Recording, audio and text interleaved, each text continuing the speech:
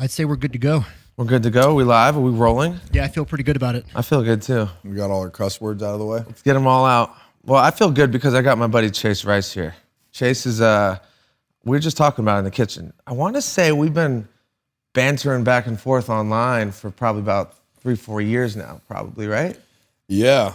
It's like a Twitter exchange. You went to Duke, right? Yes. You played baseball at Duke. And you were a UNC football player, right? Yeah, I played football at Carolina. Mm-hmm. That's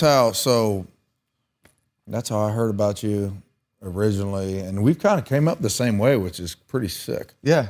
Like, you mean from sports to... Well, sports to like also how we, like musically. Yeah. It's to me, we were just kind of talking about it. I've seen 4 guys just explode overnight. Mm-hmm. And it was FGL first. Who was that? Sam Hunt, mm-hmm. Luke Combs, now Morgan Wallen's mm-hmm. the thing. So I kind of like saw those 4 things happen and explode. That was never my path. Yeah. Not at all. Yeah, I'm the same fucking way. I mean, it's a different sphere than country. I feel like country has a bit, like, especially since being in Nashville and like getting close with Charlie and Charlie Handsome and Ernest. Ernest is a buddy of mine. And I've written with both of them. Yeah, of course. And that we kind of bantered back and forth with them in the mix, but those guys kind of brought me into the Nashville scene. And I got to take a look. It still has I won't use the word outdated, or I won't use the word like old boy, like a good old boy vibe of the business aspect of it, but it's still very structured, even in the world of how music's changing so fast and evolving from traditional to streaming and like the TikToks it's and like fucked, man. It's crazy. It's a wild west. It is. It's the wild, wild west, 100%. So my biggest thing with TikTok my biggest thing with all of it is, and it hasn't always been this way, but it is now, it has to be about the music for me. If it's not about the music, then I don't give a fuck if I'm famous. I don't give a fuck if I don't really know what I don't give a fuck about. I know what I do give a fuck about. I want people to know my music, mm-hmm. and I want people to come to shows and sing the songs. Mm-hmm. And that's the cool part about what I kind of just talked about, where the style. You get to see these guys that literally all 4 of those guys have been buddies. I would say I'm the least close with Luke of all those guys, which is weird because we were in the same high school, but him and I aren't close. The other 3, FGL, Sam, Wallen, we're all close. So I've gotten to see them skyrocket, but through my slower path, it's like you get to see how the whole thing changes. And the thing with me is, if it ever stops being about how good the music is, I don't even want to fucking do it. Mm-hmm. Because that's what matters. And if TikTok can blow a song up, cool, as long as it blows a song up. Right. It shouldn't be about me, and that's my view of it. Like, I know there's a lot of couldn't be more aligned. Yeah. I mean, there's something to be said about the brick by brick approach to building anything. You know what I mean? And like, I was just gonna say, that was one of the things I wanted to open up with. Is like, you're kind of, I don't know if you have this realization, but like, you're kind of sneaky in that like, you're kind of a country legend. You've been doing it for, no, really, like, it's been 10 years. There's really doing it for a while and a steady incline, but like just a steady presence, even a celebrity aspect for somebody who doesn't give a fuck about it. Yeah. Like when I'm in Nashville, every little shorty I bump into brings up a Chase Rice, like all the dogs, all the homies, Ern, Charlie, those all the little shorties. All the shorties. Wait, yeah. I have a question. Luke Combs went to your high school? Yeah. And then Caleb Presley went to your high school? Presley, yeah. What fucking high school was this? Why did I go to this high school? Just fucking rock stars. Just a rock fucking star. No one went to my high school. 4 small A school in the mountains of North Carolina. What's it called? AC Reynolds. Wow. Yeah. Just 3 rock stars. I just was on. Caleb's the best, man. He is. I just had him awesome. on. I was just talking to him last night on FaceTime. He's in Los Angeles. He thought I was there, but I'm not. Like, what a fucking guy. I love that guy. He's awesome. I've known him forever. Yeah, he's in LA. He's in LA right now. He was texting me this morning. We were texting. About something. Have you done a Sunday conversation yet? I have. Yeah, it just came out. That's where I heard about the high schools. Oh shit. I texted him this morning. I said, "Hey, dude, we're famous. We're TikTok famous." And he said, "We are." I saw that video on TikTok. So there you go. Yeah, there you go. So that was a weird one to me. I don't do my social media anymore. And Kaiser, my video content social media, whatever guy, call him that. He's badass. And he showed me this morning, he said, he actually sent a screenshot to me and my day-to-day manager, because that's who I do all my socials through. They'll send me something and I'll be like, okay, we're going to do this or we're going to do that. Like I said, it has to go back to music. If it's not about the music, I don't really give a fuck. Right. In the Bible, many people experienced name changes. And those name changes were very pivotal moments in their lives. You have transformed through your time here, and you need to have a new name that represents that transformation. I'm excited for all the journeys you'll go on from here, and I trust that you will impact many people's lives in the process. I'm honored to have known you. For now, your name is Steve. OnlySteves.com. And it's really, it's really like something we talked about in the kitchen. It's just like my point I don't want to get past is like, from the outside, a guy just known you and just, this is our first time meeting, which we were both like, is this the first time? I couldn't remember if we'd hung out or not. Yeah, because we just talked so long, just been that kind of vibe. And I drank a lot. Yeah. I drank so much. I remember we've had multiple nights when I was in Nashville, yo, on FaceTime, where are you? But never got I'm where you just were 3 minutes ago. Exactly. Yeah. Dude, actually, I ran into you in Nashville. Do you remember that? Probably not. Probably not. I was a rooftop on Broadway. You were with Gavin DeGraw. Okay, it was his bar then, probably. I briefly just said hello, and I said I work with this guy over here. And it was just a quick little hello, but dude. So the last 2 years of my life have been it's coming up on 2 years now in March, where it's when COVID started, right? And that has been an absolute shitstorm. It's like I did football at Carolina. What years were you at Duke? I graduated 2013 or 2012. Okay, I was 04 to 09, so I was a couple years before. Yep. Morgan Reed's the hottest soccer player in the world, by the way. She played at Duke. What year was she? I don't think I was there with her. I don't know. I don't think I was there with her. Yeah, good for you. Soccer gals. Good for Duke soccer. Soccer gals were like my favorite gals in college. I don't know why. We just were the baseball team. I dated a girl at Carolina, and they were the best soccer team in the something about the baseball and the I don't know, football. Did you guys hang out with the soccer team when you at Carolina? Yeah, I dated a girl that was on the team, and she was all disappointed. Like the big disappointment in her life was that they only won one national title.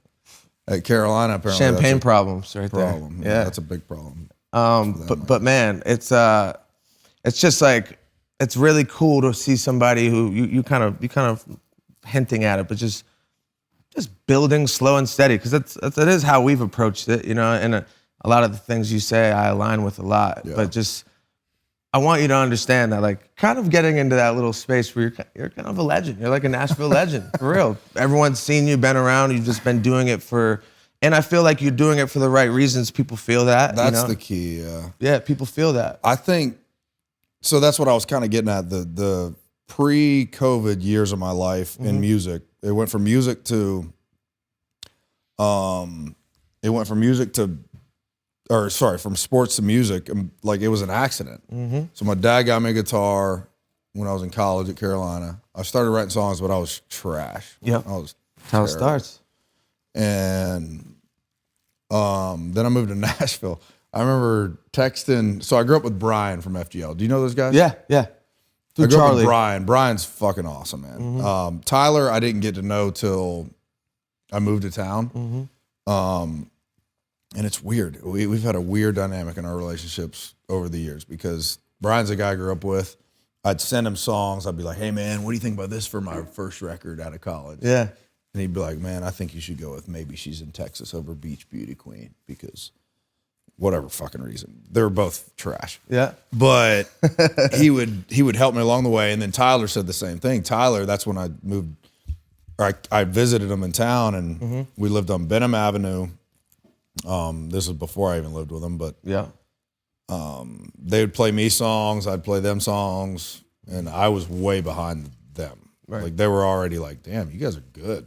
And no matter what the fuck anybody says about Florida Georgia Line, Yeah, they're fucking legends. you sell out stadiums and arenas, Their catalog's crazy. Like, just they can give you the finger all day long and be like, nah, we're good. literally the proof. I saw them at the Iowa State Fair, and it was phenomenal. Yeah. Just, you forget how many heaters they have. Oh, yeah. So many hits. Every song. They that got you a bunch forget of about. classics. They play another one, and everyone's like, and you're like, oh, fuck, I forgot about this one. It Huge. happened like 10 times in a row. So when you're with these guys, when the story you kind of just referencing when they're playing, I want to go through it all. And Yeah, just, I'd love to. talk I'd love about to. it, Let's go 'Cause slow It's been with a this. really weird 10 years. Yeah. Especially the last 2. So this right here, what this era where you guys are going jamming, playing each other your songs, are they popular yet, or are they No. just okay? So they're in Nashville with the same intention. They're getting started.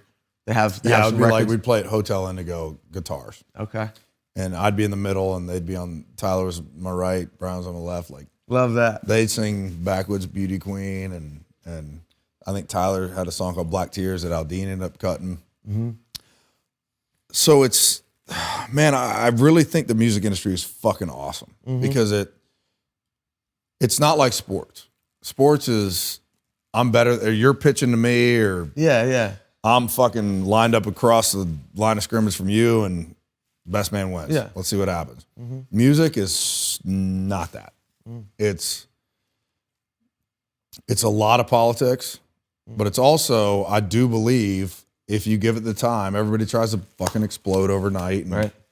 and you know, make it happen that quick because they see the new trend. I've done it. I have songs that literally sound like Sam Hunt because I respected Sam so much that I wanted to do what he was doing.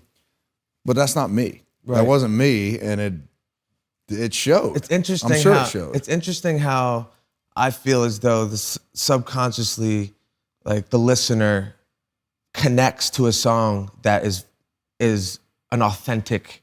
You know, it's like, yes, on the mainstream level. You know what I mean? Like, obviously, there's songs that just are ear candy and work. But I'm saying on a general scale, like, I think humans can tell when another human's being real.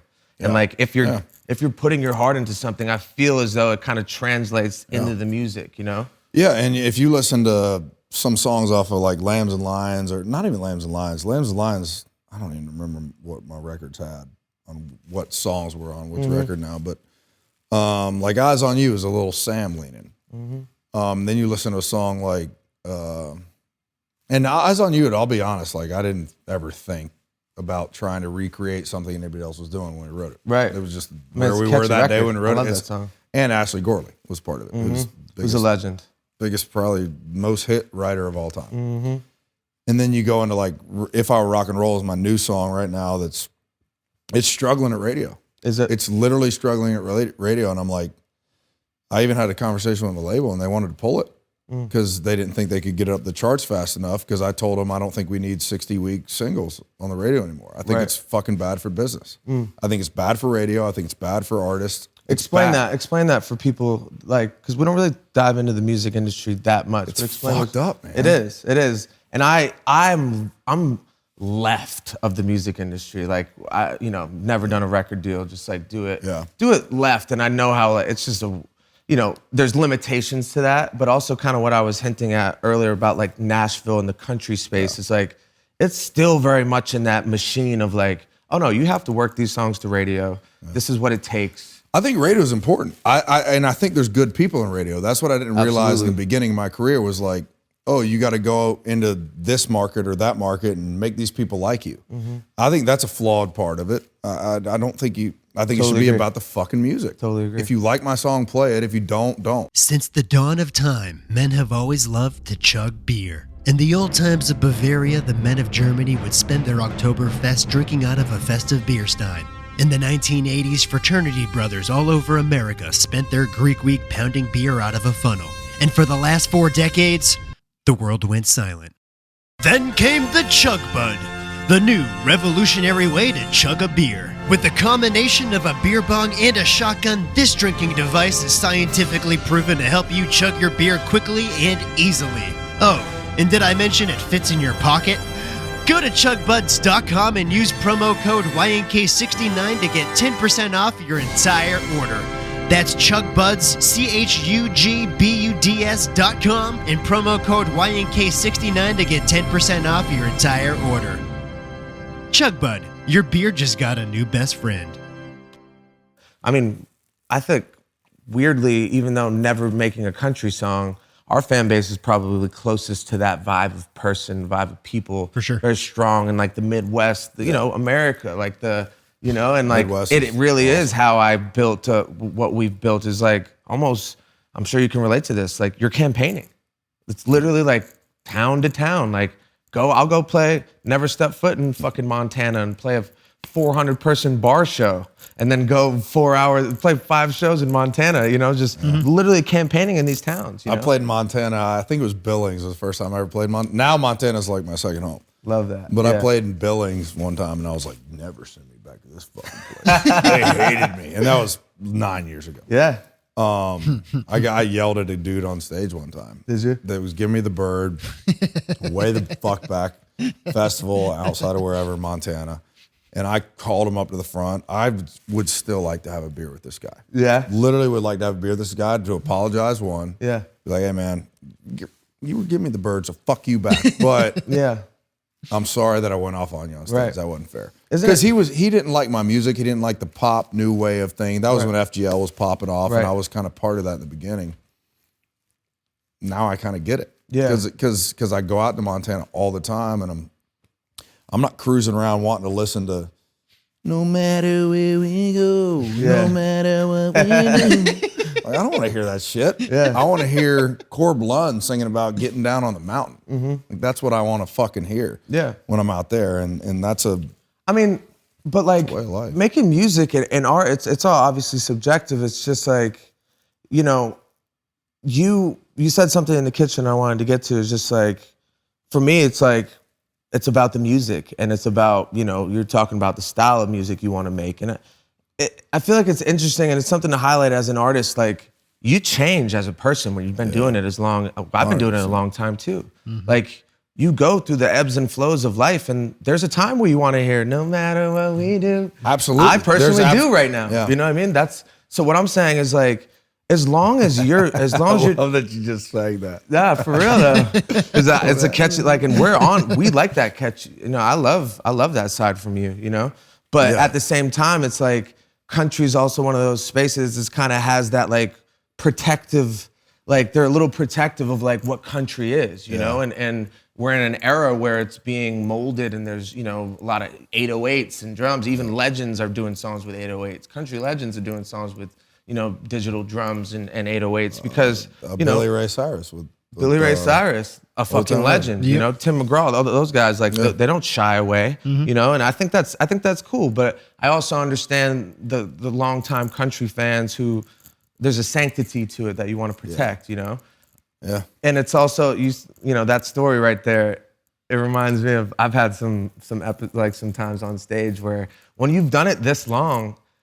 I think people take this, well, at least people who have never been a public figure in any way, when you've been in the public sphere for so long, like you grow up, you're watching men, boys become men, you're watching guys go through things like, and you have no idea what they're going through, but like, it's really kind of funny to look back and like, you have those grimace kind of moments at yourself. We've been on stage for fucking 10 years playing thousands of shows. So you have those moments where you say, hey, fuck you. Like, remember, I've had multiple times, usually with the venue and shit. Your necklace acting up. My necklace? Yeah. Making noise? Yeah. Yeah, but it's like, it's interesting when you're like, I'd love to have a beer with that guy because that's how I feel.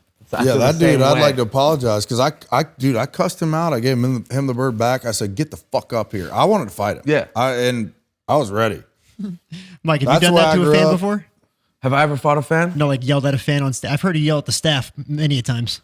Yeah, I haven't necessarily, I can't remember. yelled at a fan, no, Yeah. off the top of the head, but I've had those moments on stage where it's just like, ooh, I did not handle that correctly, I've done it twice. Once, the other was in Nebraska, which is dumb because it's like Nebraska, Montana, all the way out, like the Midwest. There's a lot of parts of the country I would have never expected people to care about me, and they do. In Nebraska, another thing happened. This one was I sat down and I heard in the talk back, I heard a guy say, he was just yelling, fuck you, fuck you. And I was like, what the fuck is going on? So I got up and cussed him out. He tried to get him on stage too. And Hey, come up here. Let me kick your ass in front of everyone. Security never lets it happen.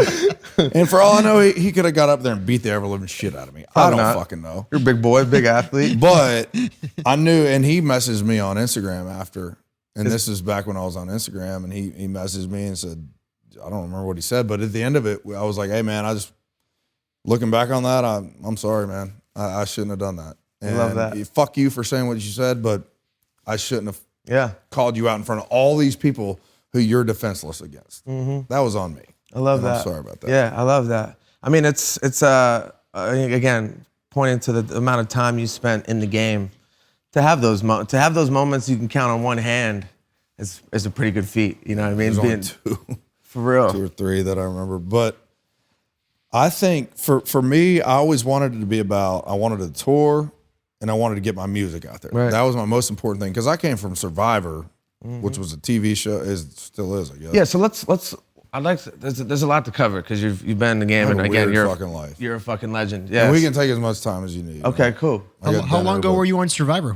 How long ago was that? I saw a thing on the internet before, like I forget who said it. It was like, what's Chase Rice? What did Chase Rice? What's he famous for? Like and hinting towards like he's just had a bunch. I don't care about any of that. But that's the dopest There's part. people that were on shows. Like I didn't know Morgan was on one of them singing shows. I didn't know that like Theo Von was on some MTV show. Right. Like I never knew about these things until I see him on like TikTok. Right. videos I wonder and if stuff. TikTok now is the new way of doing what we did. Morgan, Theo. It really kind of is. Kind of is. I think it is. Yeah. It's not like somebody was telling me earlier. Like it's not like back in the day when Leo and DiCaprio, McConaughey, and all them were running around Hollywood. That now there's a different dude. There's a new famous person in town. Or a new way of being famous. Oh yeah. I mean, bro, we lived in Los Angeles for about 7 years. From the time I was there to the end, I mean, I watched it get. I mean, the paparazzis running around chasing their like 18-year-old kids, chasing them around. Right now? Right now. TikTokers, YouTubers are the most famous people in Hollywood. Really? By far. Like, actually. Oh, were we just talking about that? No, I'm saying like that element of, talking about TikTok is just like, They're it used to be. following around TikTokers? You'd be shocked. Like, they're the guy, in Los Angeles right now, those are the most popular, famous people. My thing is popularity. At the end of the day, it doesn't fucking matter if you can't look yourself in the mirror and be like, damn, I did a good fucking job today. Yeah. And when I walk off stage or walk into my bedroom and brush my teeth at night after a day of writing a song where I'm like, God dang, man, I can't stop thinking about this one. That for me, and I'm sure it'll change over time and we'll be dinosaurs at some point, but that for me is when I can walk off stage or live a day where I'm like, fuck, I was good today, man. And it's not it is a pride thing, but it's not a being, too prideful to boast. It's more about like, damn, I'm fucking proud of what I did today. Yeah. And if you can do that, and if TikTokers are doing that, then fuck, good for them. Yeah. But for me, that's not what I enjoy. What I enjoy is writing a song. We're about to go into my literally a living room like similar to this, a little more country looking, I guess. But it's in my farm in Nashville. We're going to record my record. It's Oscar Charles is going to produce it. Jay Joyce produced my last song, which is fucking awesome because Legends. Jay Joyce is a fucking legend. Jay Joyce, if people are wondering too about like maybe rock and roll, If I Were Rock and Roll, which is the song, to me that's the start of my whole new life. And that's because it's more me than anything. It was me and a guitar sitting on the couch, in the living room where I'm about to record my next record. Love that. And Jay Joyce sat down and listened to my music for the first time since Ready, Set, Roll. Because he turned me down. He was like, no, fuck no, I don't want to work with this guy. That was a version I heard anyway, 8-9 years ago. Yeah. And then 10 years later, Jay Joyce, for anybody who doesn't know, is Eric Church is his probably biggest, but he was Cagey Elephant. He was rock and roll. And he ended up wanting to record If I Were Rock and Roll with me. We did 2 songs, go in the studio. Absolutely had a fucking blast with him. It was like, man, this is a dream come true for me to get to work with Jay and you know, create what was such a big inspiration for me, which was Eric Church. You know, we're from the same area.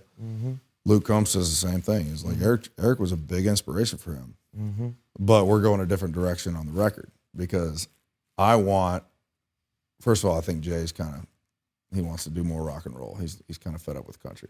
I don't know why, but that's Jay, and he's the fucking best, and I don't care. Yeah. He's awesome. Yeah. But Oscar Charles is a new guy that's hungry as fuck, and we're going to record a whole record in my house in a living room with real drums, real guitars, real instrumentation, not the track stuff. And we're going to we don't even know what songs we're recording yet, and we're going to make a record. And that, for me, is the most comforting thing when I lay my head down at the pillow of the bed that I'm recording that record at. I'm going to be like, damn, we're fucking making something special. Yeah. And if other people don't think it's special down the line, I don't really give a fuck because it's the best that I can do. Right. And it's the most me that I can do. I feel like laying your head, when you lay down at night and you can actually feel like it really doesn't matter. When you can detach from the actual external results, you're like, yo, this is truly, genuinely what I want to do. Yeah. And I'm putting my best foot forward towards it. That's kind of like a hack. It's like a cheat code to at least be happy, you know, at least be able to sleep at night. Knowing, bro, there's times where you have, you know, you've kind of hinted at it, like where you have success with something and there's so many artists that have, you know, songs that are widely accepted and celebrated. But if it kind of felt cheap to them or, you know, it just wasn't something that they actually genuinely connected with personally, it doesn't feel as good, you know? So do you feel like the stuff that you've made in the past, you don't really, generally speaking, you don't like to stand next to it at this right now? So that's what I was gonna say. Like Eddie texted me, my day-to-day manager, and Josh, who's at Sony ATV, who's Sony Publishing, whatever they're called, signs songwriters.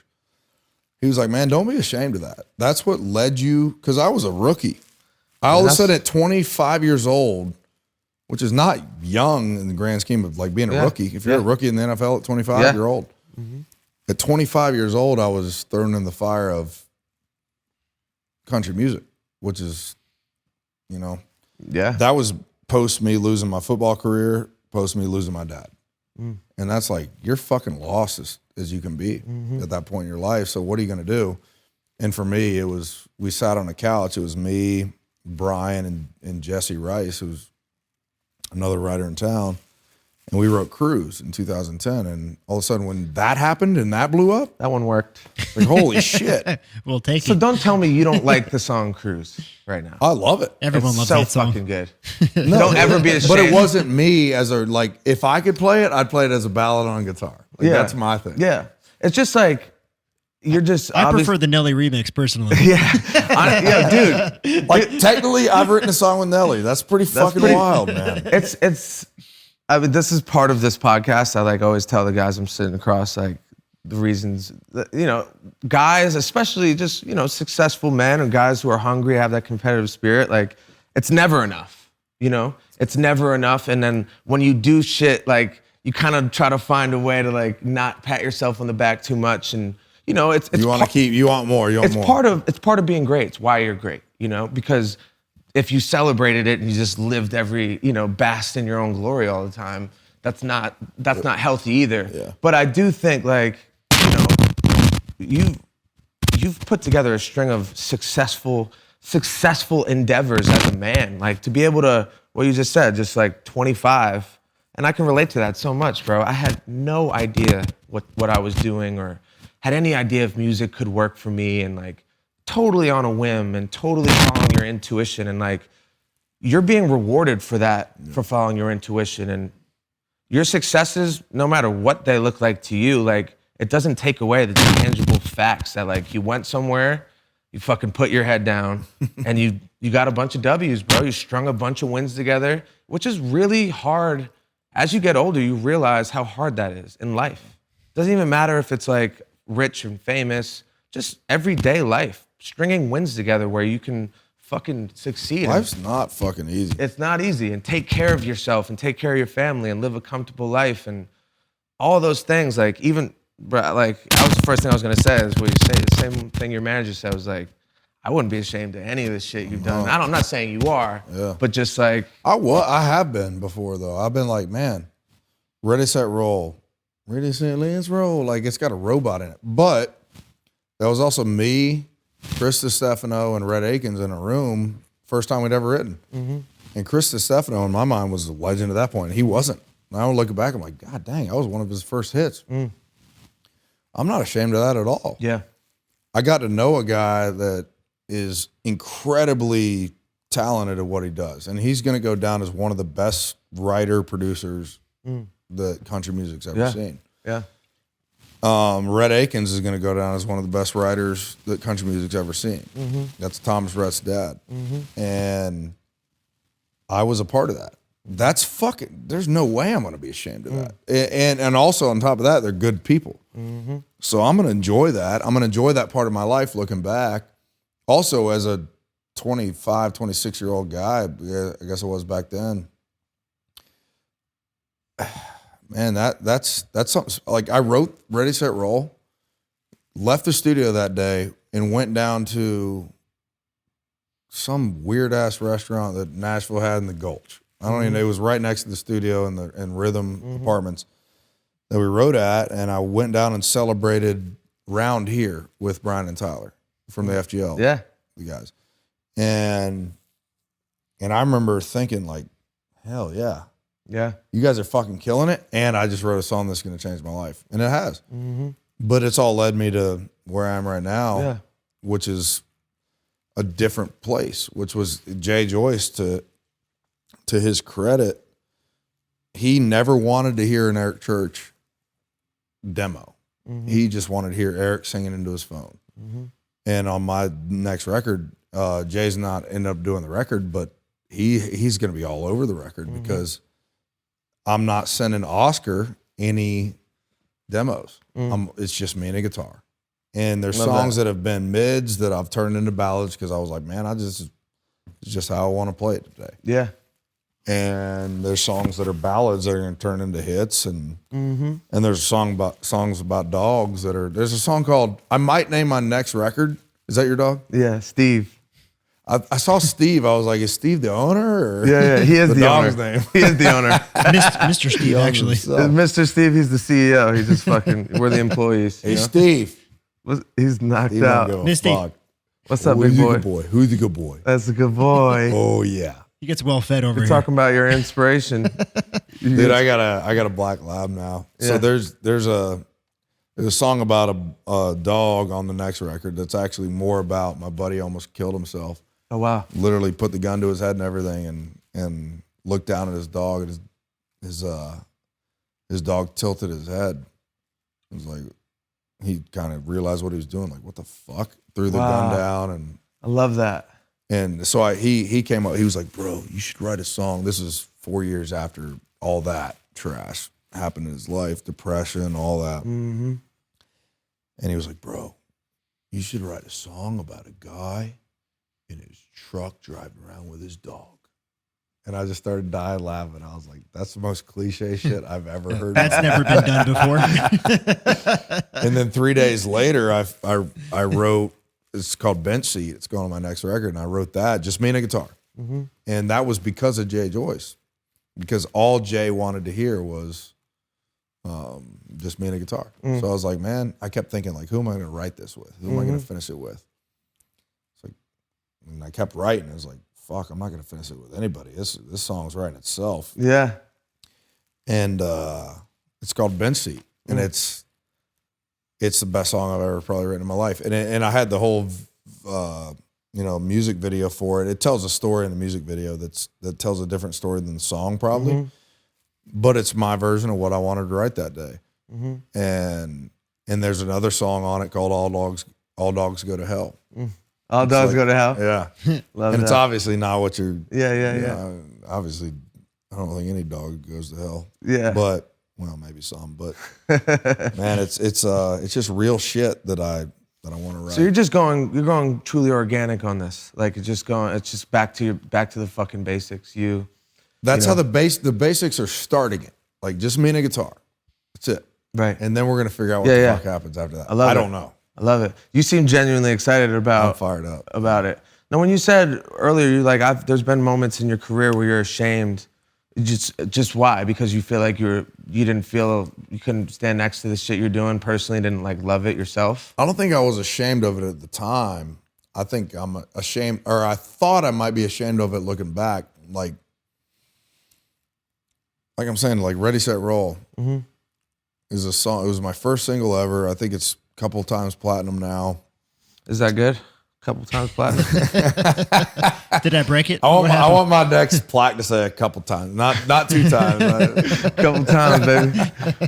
Yeah. But I looked back on it for a couple years there, and I was like, man, that was so not me. I need to go more redneck and rock. And like, no, that was you at the time. That was me at the time. So I don't look back on it now, and I'm ashamed of it. Yeah. But I know it wasn't why I got into music in the first place. Yeah, it's an interesting. I'm interested because I'm just trying to, I'm applying, putting myself in your shoes, and like, I definitely can relate to. I look back. I mean, literally, I've gone through a rebrand from Mike. It was Mike Stud, and there's many things I look back from that era, and I grimace, and I'm like, but you said I don't want to like, stand. You said that back then, like that was authentic to you. That's what I was just gonna. Like you were Mike Stud. That's what I'm getting. As grimacing as that name was, that's who you were. Yeah, but even like just the actual pieces of art themselves, the songs. There's certain ones that I hear promise in it, but like just wouldn't ever do it now. It came from a place of just being green and just. But being green. Kind of the point I wanted to get to is just like, I kind of had a perspective switch where I realized like every single thing is necessary to your arrival, like it's so necessary. And like, even those feelings of shame or, like I've gone through those phases.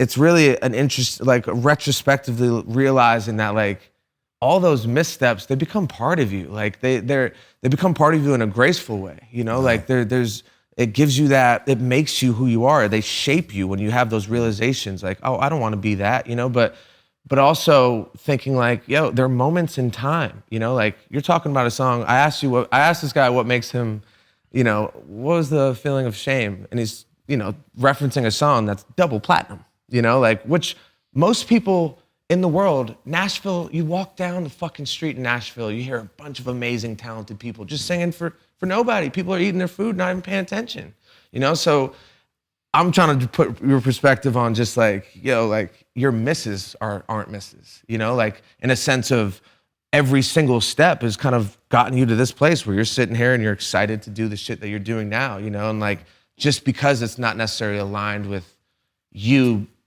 being who you are exactly, you're still making great art that people are connecting with, like. I think also too, as soon as you have success, no matter what, people are like, oh, he's going to lose it. Mm-hmm. And myself included, I'm like, that's a worry. 2 hit songs in a row. Yeah. Oh, I'm going to go off the rails. It's like, that doesn't have to happen. Yeah. You could also just enjoy success. Yeah. In a healthy way. Yeah. And now, shit, I'm not even sure I'm enjoying it the healthy way now. I don't know. But I know. That's interesting. But I know that I'm making music that I want to make now. And then at the same time, you got to make sure, for me, it's important for me to always make sure that my mom's all right with where I'm at in life. Like, if your mom's not all right with where you are in life, for me anyway, that's my gauge big time. She's a good person. Like, if you got a shitty mom, then you might want to redirect that. But like, for me, it's important to know my family, my niece, my nephew, all of them are on board with where I'm going. Mm-hmm. And if I'm doing that while also making music that a fuckload of people want to hear, I'm like, God dang, I can't think of a better job than that. Mm. Tomorrow night we're playing wherever the Suns play. We went to a game last night, and I'm like, man, we played Madison Square Garden on this tour. And my niece, my nephew, my other nephew didn't get to come because my brother didn't want to deal with New York City right now because of mandates and all that. Yeah, that's crazy. He's just like, nah, I don't want to deal with it. Yeah. But my brother, his wife, my mom, and Kim, her friend, were there. Okay. And I'm looking up and I'm like, God dang, like, okay. I'm playing Madison Square Garden, that's cool. For me, it wasn't as cool because it's not my show. I'm opening up for Kane Brown. Yeah. I'm not numb to that. Like, I get it. it's his show. Yeah. It's cool to get to do, but it's not really going to be special to me till it's mine. Right. But at the end, I still walked off and I was like oh shit. I stopped the whole show and I was like, I'm expecting like third, fourth row. I'm like, God dang, why haven't I seen my family this whole show? Kane Brown, if you're listening, like, can we get some better tickets for family?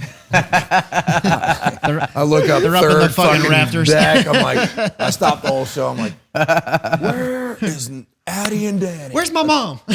Mom. So I said Addie and Danny, love you, my Dad. niece and nephew, and I'm like, and they're way the fuck up there. I'm like, okay, fuck. I just want you both to know I love you so much. I'm glad I got to spend the day with you. What a moment. It was awesome. It literally almost made me start crying. Yeah. And then I walk off stage and I'm like, holy fuck. That was cool. Do you have do you feel like you've had enough of those moments with yourself? Yeah. I enjoy it. You do enjoy Yeah, it. absolutely. Good. I take those in. Great. Yeah. Yeah, that's important. Yeah. Because you mentioned, you're not sure if you're enjoying the success in a healthy manner. Like, it's, we talk about it a decent amount, just the success itself, and fame, especially when fame's attached to success. When fame's involved, it's It's fucking a bunch of shit. And like, you think about what fame is, it's a man-made construct. It's not normal for. It's not real. It's an illusion, Fame is an illusion. It's not real. It's not a normal thing for humans, like, to feel like everyone else is watching them, and it can change you. It could change your being. You can be a really, I have friends who I've seen it change, and you know who they are. You know who they are deep down, and just the shell is. It's almost like the shell is formed. If you couldn't have this conversation, if you need a bunch of security, if you need a bunch of other people around you, for me, and I'm not going to talk to other people, but for me, if I needed that and that started happening, and my mom needed to start to text somebody else to get to me or about something, it's like, no, Mom, just hit me up. It went too far. Then it's too far. It went too far. Yeah, we've been talking about this the whole time. Kind of why I never wanted to. I always had a vision we could do it this way, and like, trust me, I want to be successful. All the same things you're talking about. I want people to fucking love the art I make and make them feel good and be moments, fucking songs to their life that they live. Yeah, I love that. Country guy coming on and smoking with me. Hand me the bat.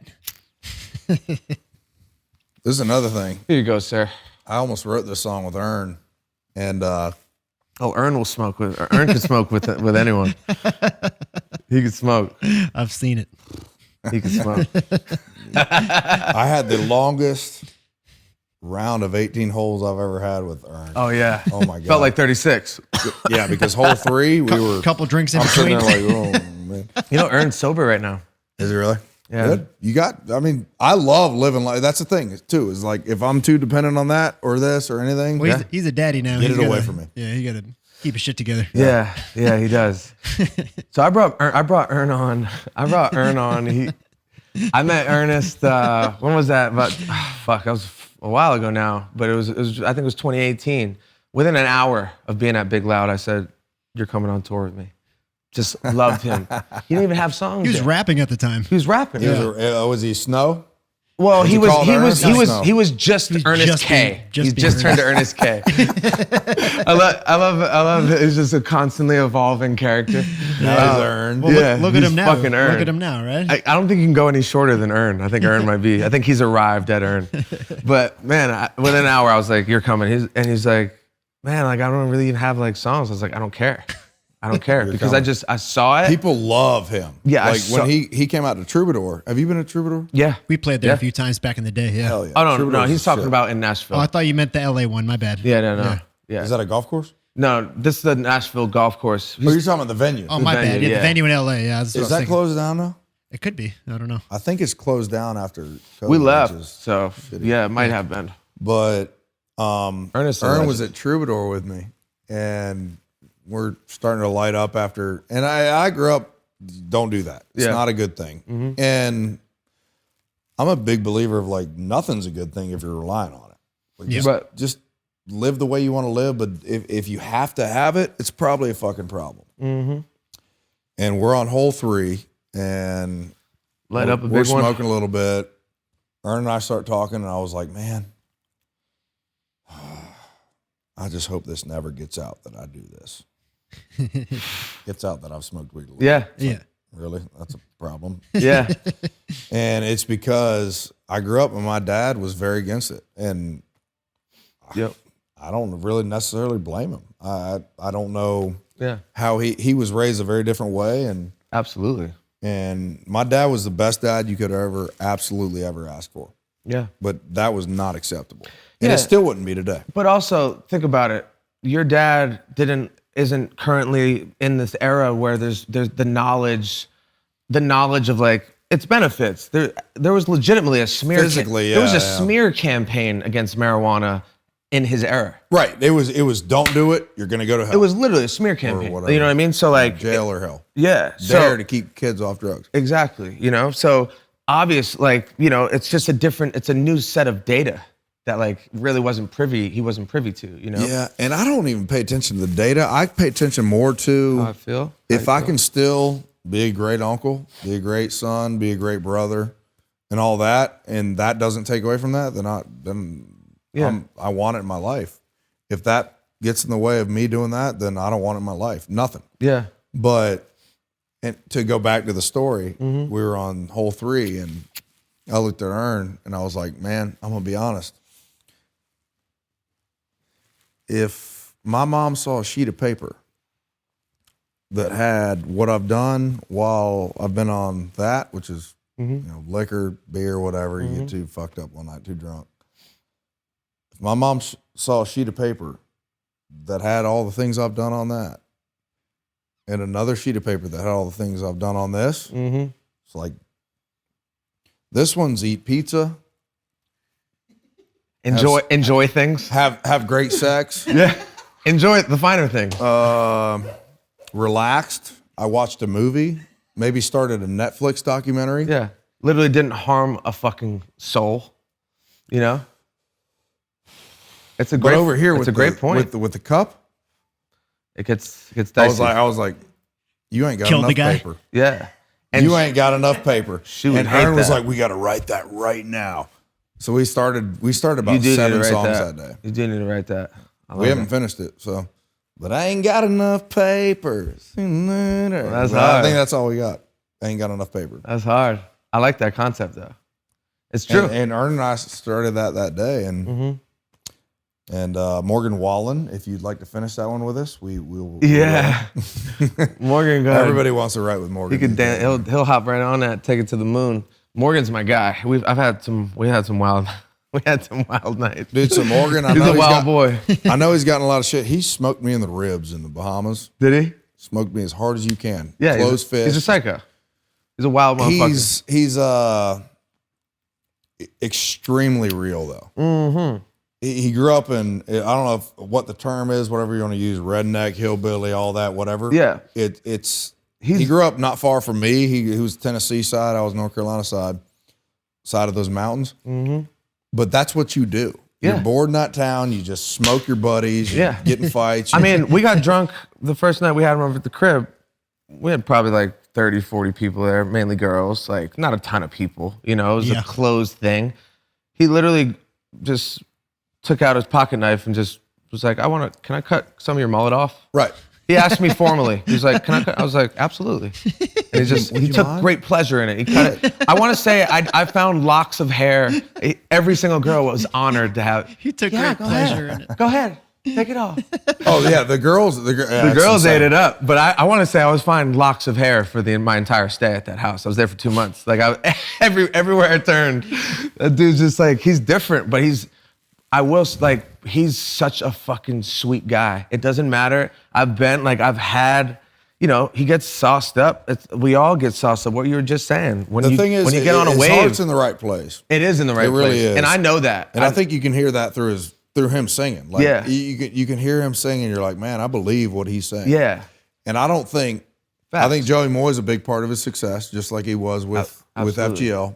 Absolutely. With Nickelback, with Earn, Hardy. I think Joey Moy is one of the best producers in town. He is. But I think when I hear Morgan Wallen sing, I'm like, man, I believe him. 100%. And that's where he's from, man. Yeah. And I know I brought him up as a joke, but yeah.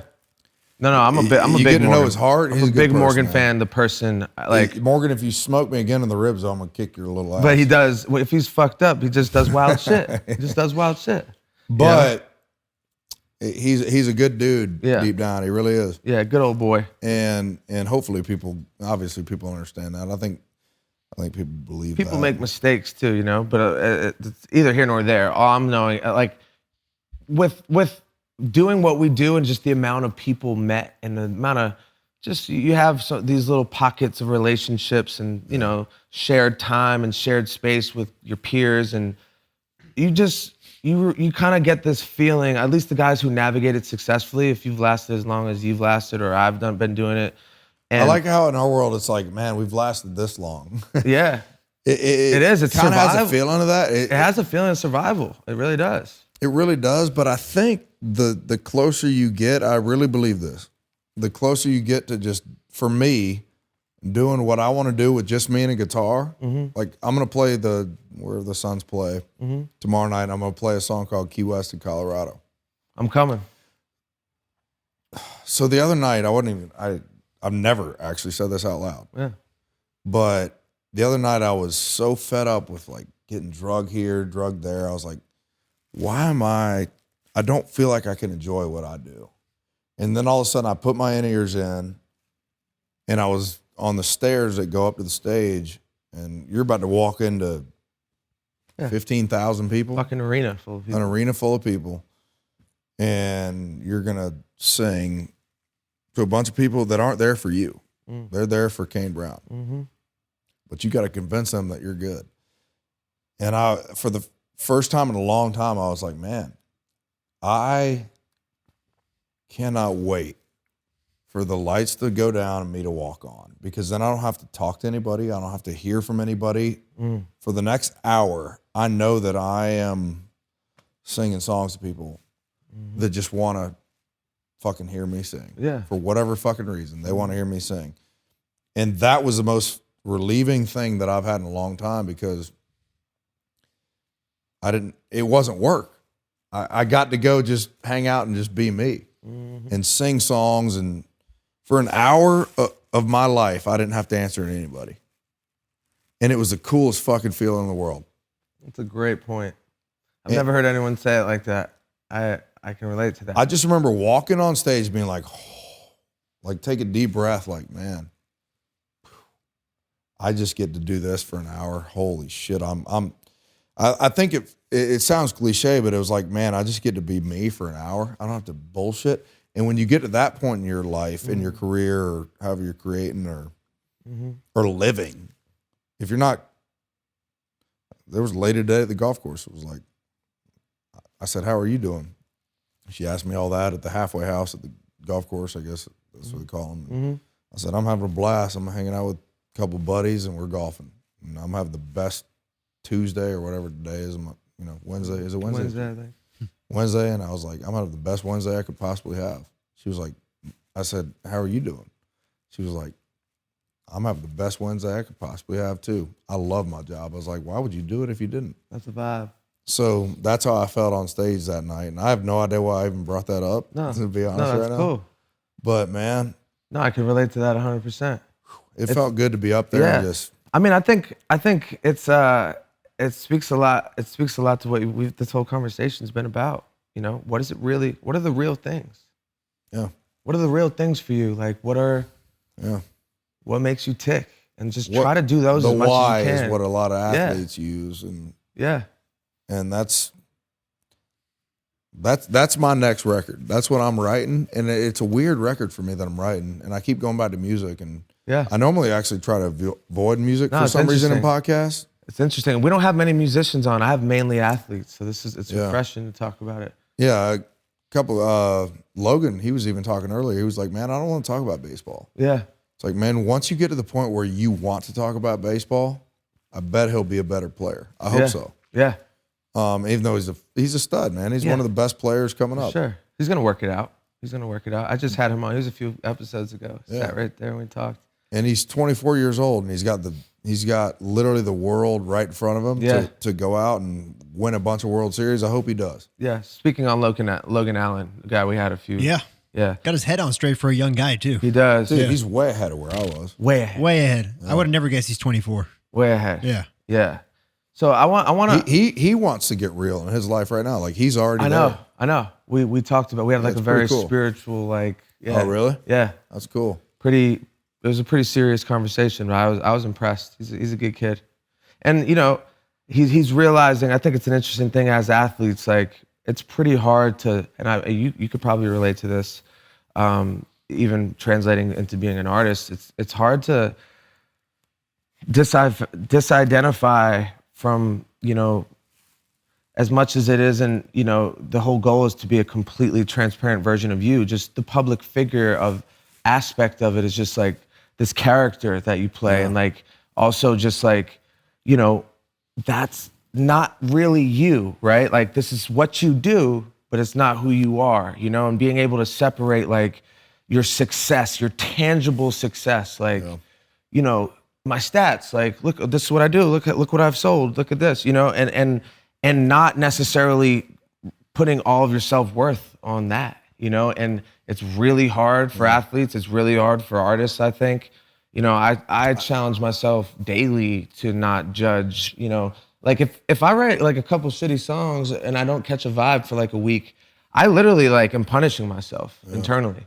I'm like, oh, don't like. Oh, you're beating the hell out of yourself. Yeah, and like that is something I've found a great pathway to just like trying to break that down slowly, like that self-talk of like, and it's not really what life is about. Like if I don't write a good song for the rest of my life, it should not take away from my human experience of like being happy to be here, you know, being alive, being present. I mean, if you're not doing that, then shit. I mean, my dad died at 57 years old, but I don't think there's a person on the planet that lived better than he did. And that's not to say he wasn't, you know, didn't have hard shit happen. I'm pretty sure his dad used to, who was my grandpa, Big Paul. From what I've been told, he used to beat the hell out of him. But I loved Big Paul more than anybody. And that was the same guy that was amazing to me that was a piece of shit to my dad. But he eventually got there. Yeah. And that's what we're talking about, man. It's like, yeah, if you get a lifetime of getting to do that type of stuff, that matters a lot more than going up on stage and being famous. Like, who the fuck cares about really that? Doesn't. If you get to go up and love what you do and sing a bunch of songs to a piss load of people, that's awesome. You cannot beat that. Yeah, it's priceless. Yeah, and you know, my mom was at Madison Square Garden. Like, that was fucking special. Yeah, it's a priceless moment. My family was there. That was unbelievable. And I got to hang out with them during the day. That was more special than the show. And that to me is that's life. I have a song called I know I keep bringing it back to music, but that's part of me starts to feel like I don't want to sell. I don't want to sell my record. I don't want to sell my song. I just want you to hear it, and I want you to actually believe it. That's the most important to me. And when I have a song called "Life Part of Living," and Jay even brought it up, he kind of didn't want to produce it because Eric Church has a song called "Living Part of Life," which is fucking awesome too. It's a sick song. It came on the golf course today. But my song "Life Part of Living" is nothing like it. Message wise, kind of, I guess, is, but it's more real. It's like, to me, it's more real. It's man, all those things, when you figure that out, that's when you're living life the right way. Yeah. And that to me is if you can do that, you're winning. And it doesn't matter if you're an artist. It doesn't matter if you're a baseball player. Yeah, it really doesn't. It doesn't matter if you're a football player, a fucking actor, famous people. It doesn't fucking matter. Yeah.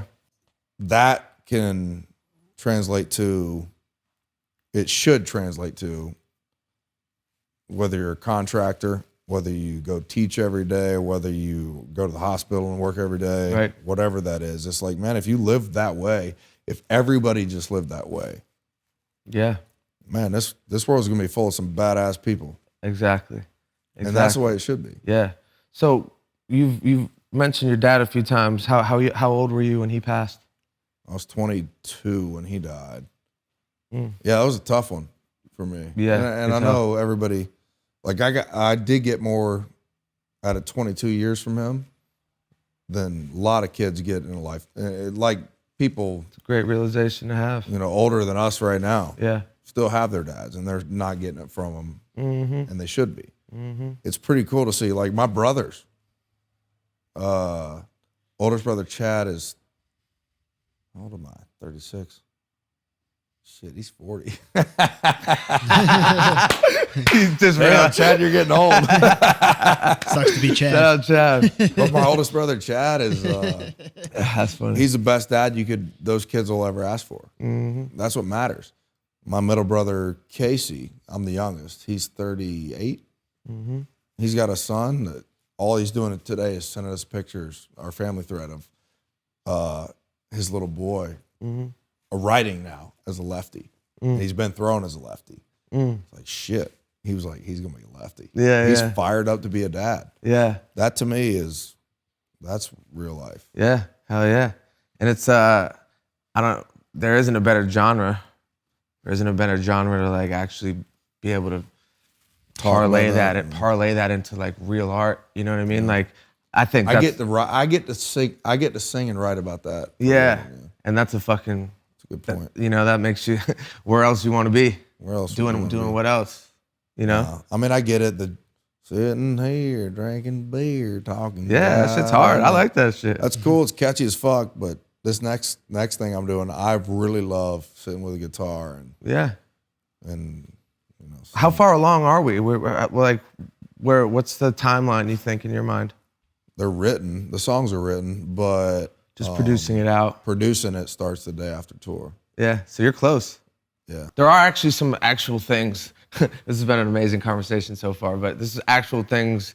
Just we're almost getting to it. We got sidetracked, but just like your trajectory to where you are now, there's been a lot of like, there's a lot to it. Like, Carolina football, which is it's a major program. Like it's obviously growing They up. got to get their shit together. Yeah, but a major program, especially just coming from a small town where you are. Where'd you grow up? It was North Carolina, right? I was born in Daytona Beach, Florida. Okay.